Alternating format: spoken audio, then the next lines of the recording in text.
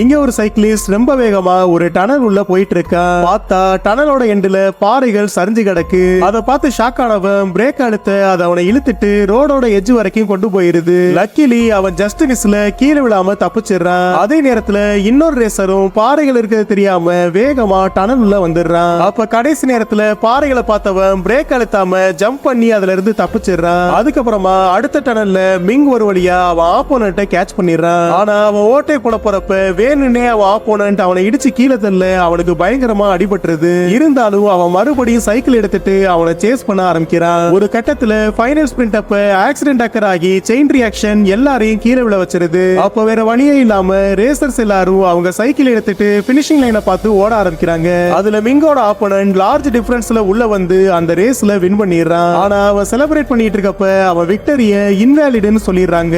பார்த்தா வர்ற அவசரத்துல அவன் இன்னொருத்த சைக்கிளை தூக்கிட்டு வந்திருக்கான்.